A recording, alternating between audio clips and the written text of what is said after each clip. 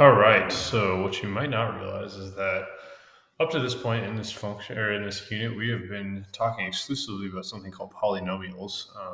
And so today, what we're going to start talking about, and this is what we'll do for the rest of the unit, is we're going to graph polynomial functions. And I think this is, if you took Algebra 2 here at TMI, this is something that you definitely did some of last year. Because I remember I had some advisees who were in Algebra 2 and they were telling me about how they were working on this. We might add on a little bit more to what you know about this, but a lot of this is going to be a review here starting out. And so hopefully you'll remember some of these things. And if you haven't seen it before, that's fine. Hopefully you'll get the hang of it as we go along.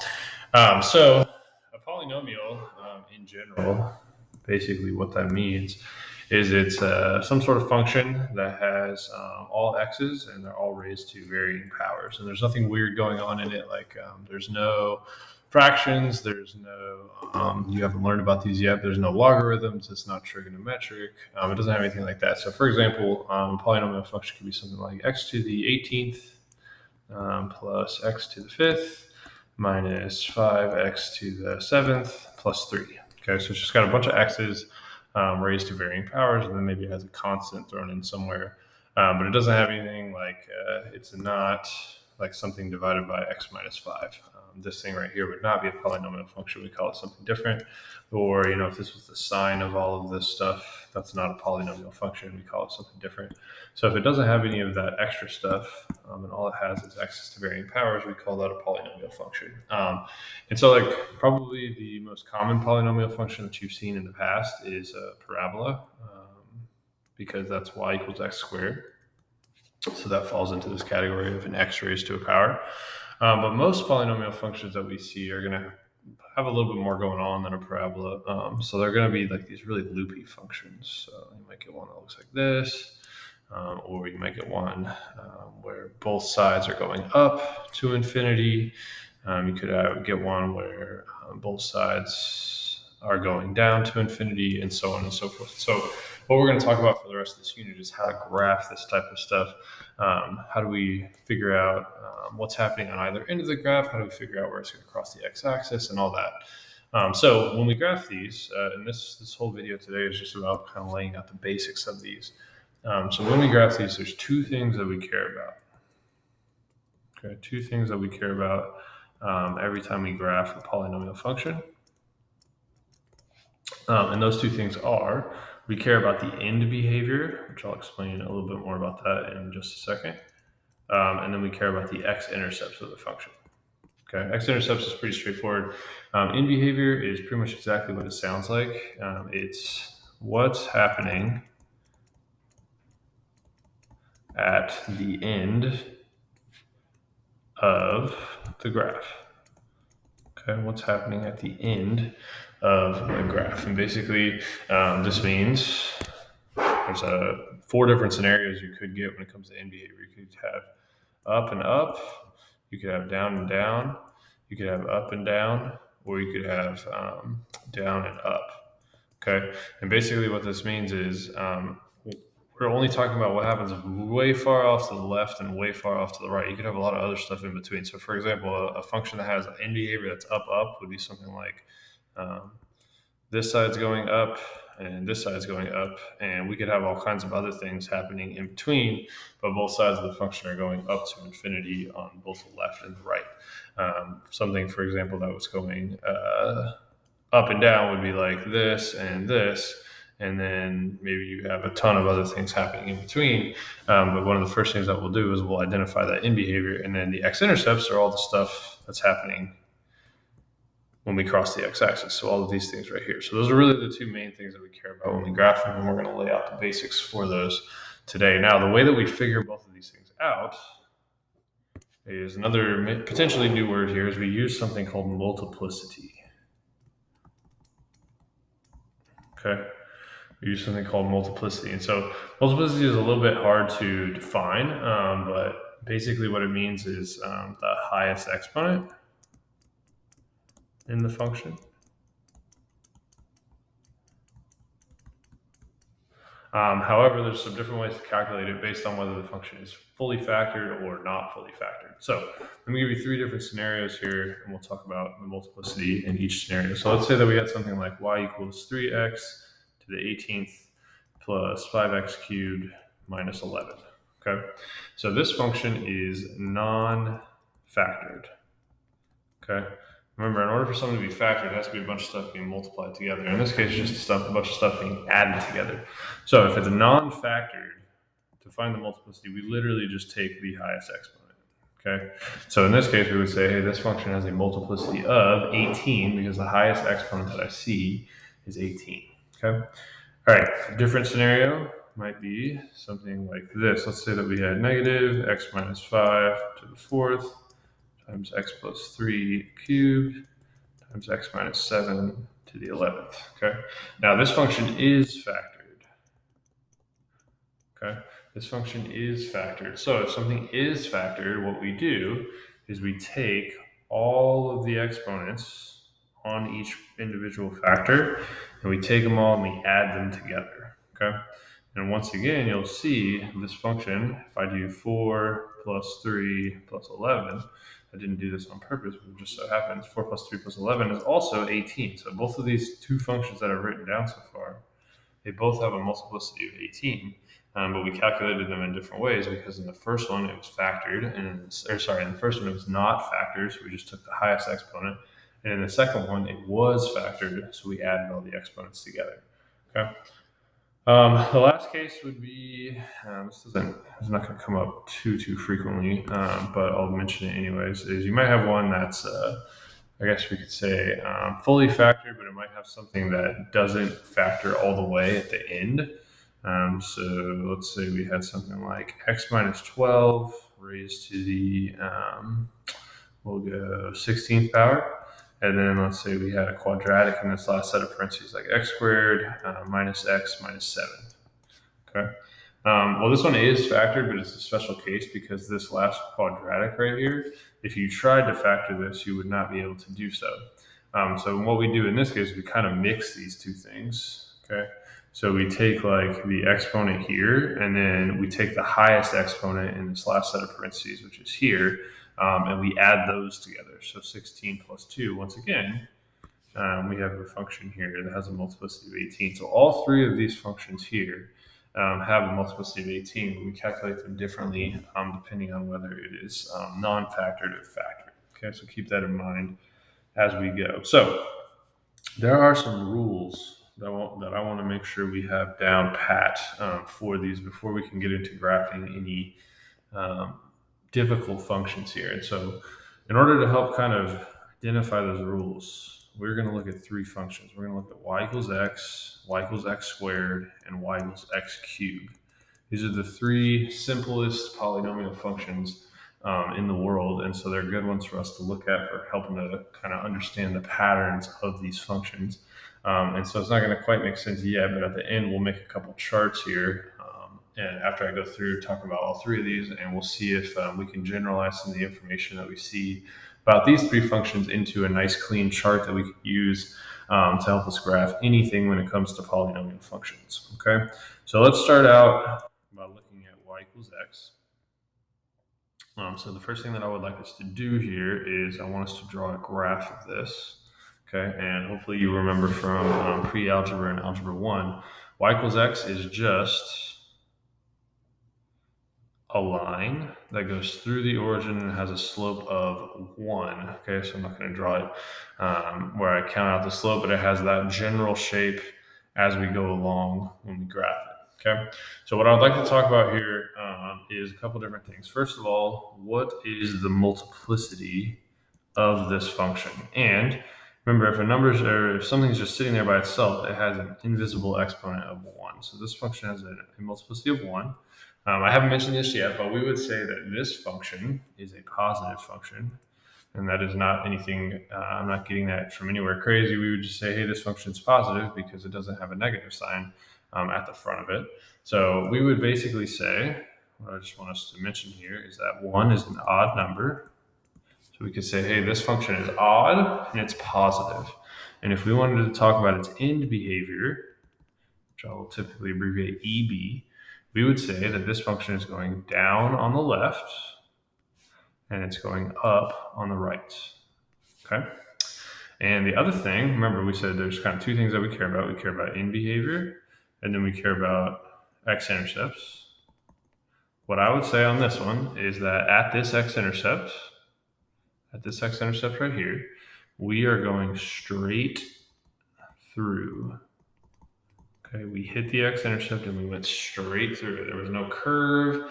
It didn't go back in the same direction it came from. It went straight through the x-intercept. Okay, and that's not going to make sense quite yet, but you'll see as we move along why I'm mentioning straight through as opposed to something else. Okay, all right, next up.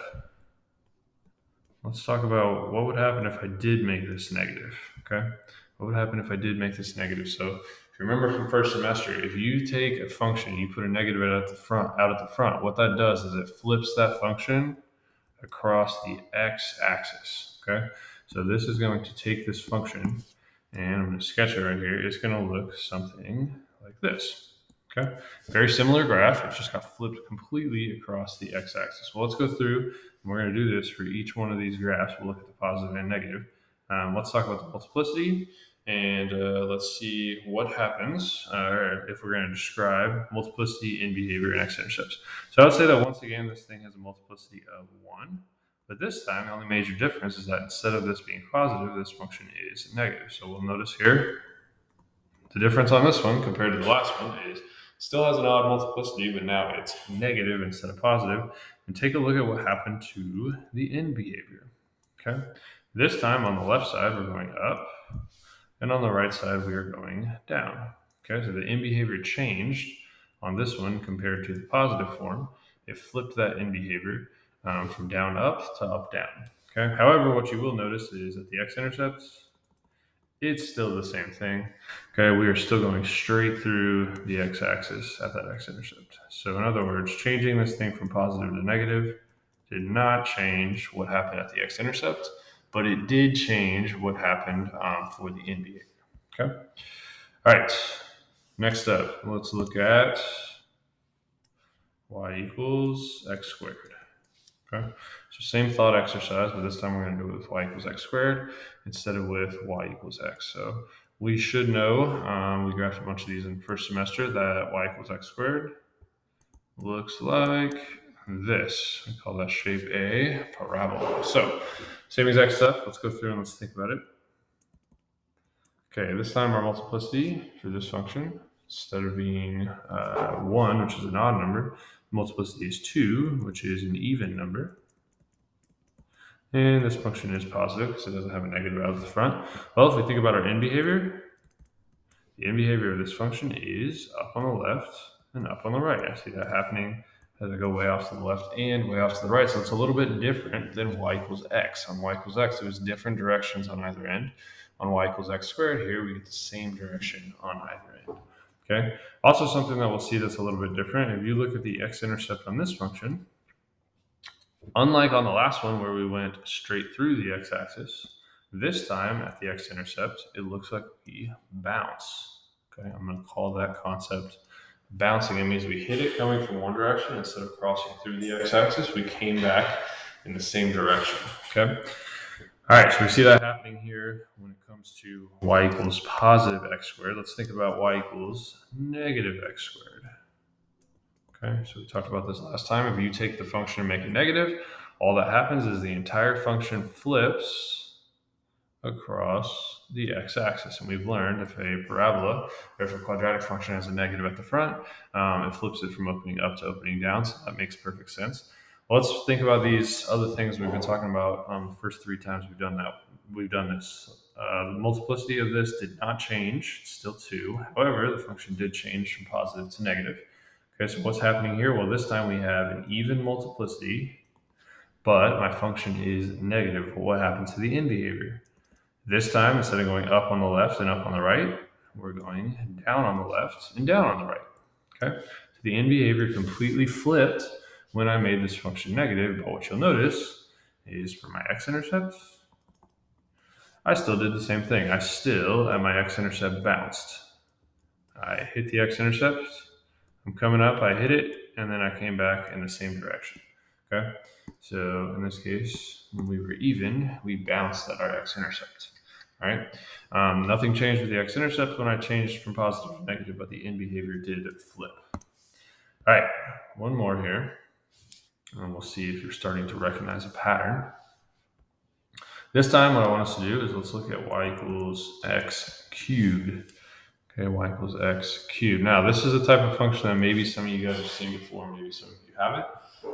But I'm going to tell you that y equals x cubed kind of has this shape here. And if you're wondering why, well, if we just made a little chart right here, if we think about, let's see, I'll make a little chart right here. If I did negative 2 cubed, well, negative 2 cubed is negative 8. So that would be like somewhere over here. And then if I did negative 1 cubed, I would get negative 1. So that would be like somewhere right here. And then if I did 0 cubed, that would be 0. So I would be here. And then if I did 1 cubed, that would be 1. So I'd be right here. And then if I did 2 cubed, that would be 8. So I would be somewhere over here. Okay, so we get this general shape happening from here. But what you'll notice is it has a little bit of a curve in the middle. It kind of looks like a line, but it's got a slightly different shape due to the fact that this thing is cubed. So let's think about this for a moment. The multiplicity of this function is 3, because the highest power we see here is 3. And I would say that this function is positive. So 3 is an odd number. So you'll notice here, this is not the first time that we've seen odd and positive. We also saw odd and positive when we were looking at the linear function. Okay, and so let's think about the end behavior on this thing. Well, the end behavior is on the left, we're going down, and on the right, we are going up. And guess what? That was the exact same thing we saw in the linear function. When we were odd and positive, we were going down on the left and up on the right. So that seems to be consistent thus far. Okay. All right, let's think about the x-intercept here. So on the x-intercept, what you'll notice is for this one, we did go through the x-axis, okay? We started on one side and we went through the x-axis to the other side. However, the difference here on this one is that instead of going straight through, I like to say on this one, this is not a mathematical word, but what we did is we kind of like squiggled through. We had like that spot right there where instead of going straight through like this, okay? Instead of going straight through, we squiggled through. Okay, there's not a huge difference there. And honestly, when I grade these, I'm not really going to count whether you squiggled through or not. I have some students that will very overemphasize that, and that's fine. However, there is a difference there between squiggling through and going straight through. Okay. All right. Last but not least, let's think about y equals negative x cubed. Okay. So we've talked about this on the first two. When I make it negative, it's going to flip the shape over the x-axis. So instead of the green graph, now I have this orange graph right here. Then let's think about how this works with multiplicity and stuff. So the multiplicity of this function, it's still 3, but this time it's negative. So if we think about this here, this was odd and negative. Well, what happened to the end behavior? It flipped from when it was positive. So now we're going up on the left, and we are going down on the right. Okay, up on the left, down on the right. But did anything change at the x-intercept? Well, in our first two functions, y equals x and y equals x squared, we noticed nothing changed when we changed from positive to negative, and the same thing happens here. We still go through at that x-intercept, but it's not straight through. It has a little bit of a squiggle, okay? All right, so these three functions are really good ones to go back and think about if you are trying to remember the rules for polynomial functions. So what we're going to do next is we're going to make a couple charts, and these are charts that are really good to know. And if you know them, it makes graphing these pretty formulaic, pretty process-based. And if you can get the hang of these charts, you'll start to notice you pretty much do the same thing every single time that you graph these. So let's begin by making an end behavior chart. Okay. So let's make like a little T chart here. I'm going to give myself some space. So I'm going to say when the multiplicity of a function is ... So that'll be my first column here. Then on my next column, I'm going to say the end behavior ... Okay, so we'll put multiplicity on the left and put end behavior on the right. And these are all things that we saw when we were looking at these three functions. So there's really four cases that it could happen within behavior. You could have, there's four things that could happen with multiplicity. You could be even and positive. You could be even and negative. You could be odd and positive. And you could be odd and negative. Okay. All right. Now, where do we see even and positive? Well, when we looked at x squared, we had even and positive. Okay. And if you think about x squared, it was a parabola. It went up on the left and up on the right. Okay. When we made it negative, it flipped that in behavior over and it went down on the left and down on the right. Okay. So guess what? This is going to be consistent for every single polynomial function. It doesn't matter whether your multiplicity is 2 or whether your multiplicity is 1,998,624. If your multiplicity is even, it has to be going in the same direction. Your in behavior has to be in the same direction on both sides. It just depends on whether the function is positive or negative. Okay. All right. If you think about odd multiplicity, that happened in both y equals x and y equals x cubed. And if you can visualize those functions in your head, you'll notice that the end behavior was going in opposite directions on either side. It just depended on whether the function was positive or negative. So what that means is if it's positive, we go down on the left and up on the right. That was like when we had our positive linear function and our positive y equals x cubed. We were down on the left and up on the right. And then if we make that negative, it flips it over and makes it up on the left and down on the right. Okay. And again, this is consistent. It doesn't matter if it's 1, 3, or 99. If the multiplicity is odd, we go in opposite directions on either end of the graph. It just depends on whether the graph is positive or negative. All right, so that's our end behavior chart there. One more, our x-intercept chart. And then after this, we'll probably have enough time to try one graph, and then we will be finished with our video, and I might put a practice graph in the OneNote for you to try on your own. So once again, for our x-intercepts, let's make another t-chart. Okay. So I'm going to put if the multiplicity of the factor that causes an x-intercept is ... Okay, so the multiplicity of a factor that causes an x-intercept is, and we'll say at that x-intercept ... Okay, so talking about what do we do at the x-intercept if we have these particular multiplicities. Now, one thing I will say is it does not matter for an x-intercept whether we're positive or negative. Okay, that has no bearing whatsoever, and that was consistent on all of these graphs here. You'll notice that whether we were positive or negative, the behavior at the x-intercept did not change at all. Here was a bounce and a bounce. Here was a squiggle through and a squiggle through. Here was a bounce and a bounce. And here was a straight through and a straight through. It didn't matter whether we were positive or negative. We did the same thing no matter what. Okay, so there's only 3 cases that can happen with this. For an x-intercept, we can have a multiplicity of 1. We can have a multiplicity that's even, or we can have a multiplicity that's odd and greater than 1.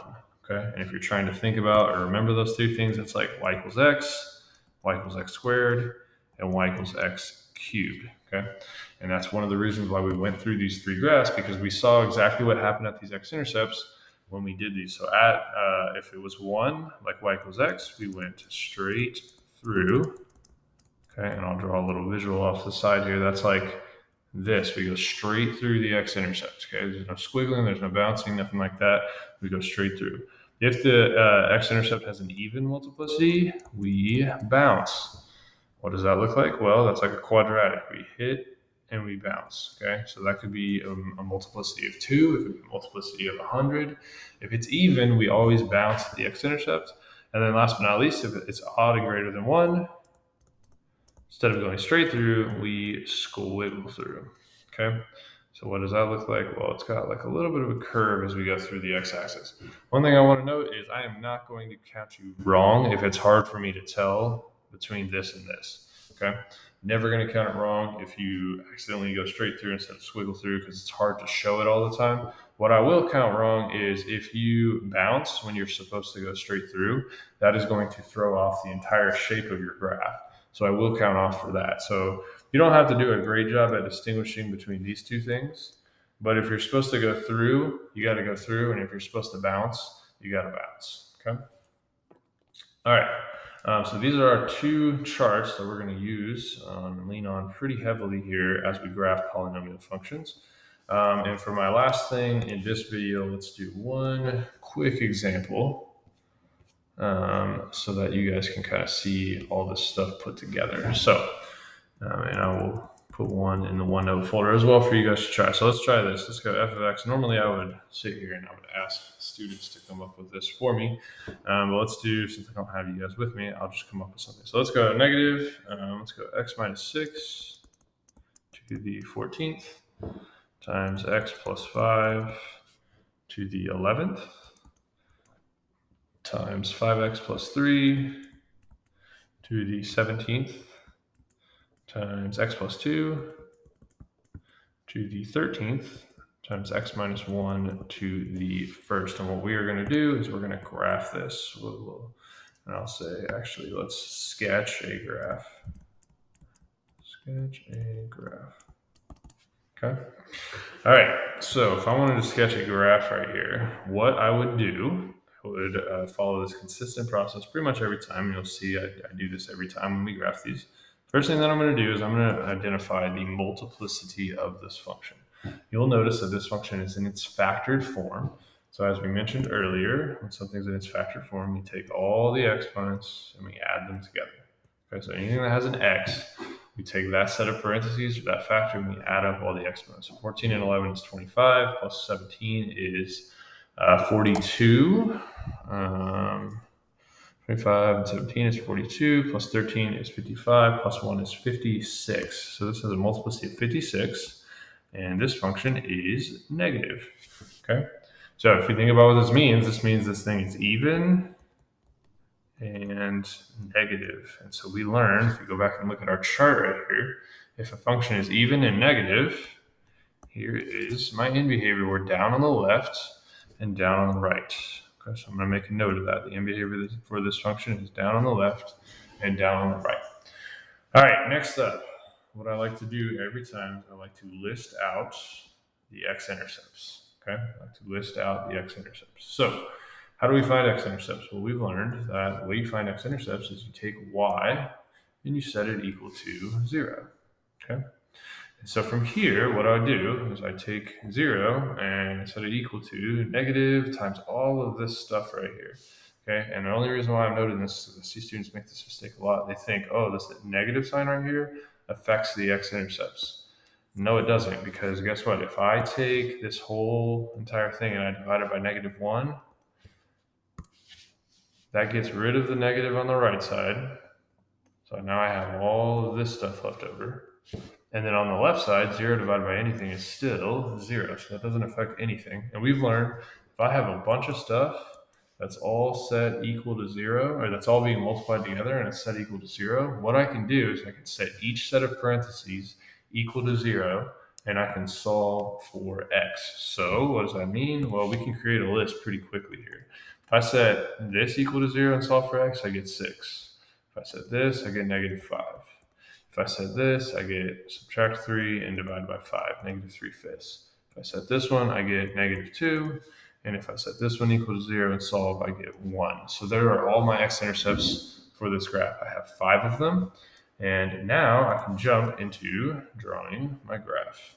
So here's how the graphing works. I'm going to draw myself a coordinate plane. The first thing I'm going to do is I'm going to graph out all of these x-intercepts on a number line in the correct order. I don't care how well you space it, but it does have to be in the correct order. So first things first, on the left side, I have an x-intercept at -5.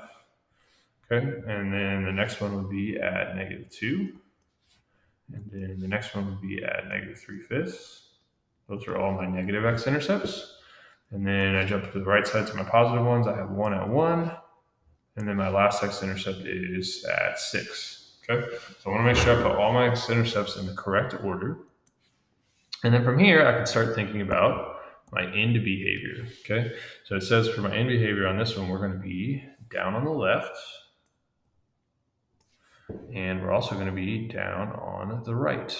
Okay, so we're doing the same thing on both ends of this graph. Okay, and the last thing that I'm going to do is I'm going to go through each factor that causes the x-intercept, and I'm going to look at the exponent, and I'm going to decide based on that exponent, what am I going to do at that x-intercept? Okay, so let's start with -5. Where did this -5 come from? Well, it came from this x plus 5 to the 11th right here.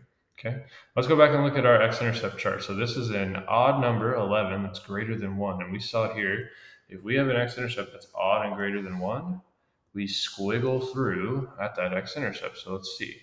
I'm going to do my best here to maybe try to squiggle through at that x-intercept. Okay. Now, one thing that students ask me is, at some point, I'm obviously going to have to turn back around and get to this x-intercept. How high or low am I supposed to go before I turn around? My answer is I don't care. I don't care if you draw this thing going way, way, way up high here and then you turn around, or I don't care if you just do it a little bit and you turn around. At some point, you have to turn around. I don't care how long it takes you to do that. We're not going to be able to figure out exactly where that happens until you get to calculus, and we're not there yet. So I don't care how high or low you go, but at some point you have to turn around, and then let's hit our next x-intercept at -2. Well, that comes from x plus 2 to the 13th. Guess what? That is also odd and greater than 1. So if it's odd and greater than 1, once again, at this one, I'm going to try to squiggle through. Okay, again, it's kind of hard to do that, but as long as we're going through, that's going to be okay. All right, next one, -3/5. That's to the 17th. Guess what? That's also odd and greater than 1. So at this one, I am going to squiggle through as well. Okay, so keep squiggling, keep squiggling, keep squiggling. All right, let's come over here to 1. Where does that come from? Well, that comes from the x minus 1. That's to the first power. So what am I going to do at that? If it's to the first power, that's odd and exactly 1. So if it's odd and exactly 1, I go straight through. So this time, instead of doing some squiggling, I'm just going to do my best to show it going straight through. Okay, and then last but not least, if you look at this here, it looks like at 6, the only way that I'm going to be able to do this is it looks like I'm going to have to bounce. Okay, and this is like a puzzle. When you get to this last piece, it has to fit together. The reason why it looks like it has to bounce is because I'm below the x-axis and I have to stay below the x-axis. So if I come over here and look at 6, I'm expecting for it to be even. But we'll check this out. If I go back and look at x equals, where the x-intercept came from for x equals 6 was at x minus 6. That was to the 14th power.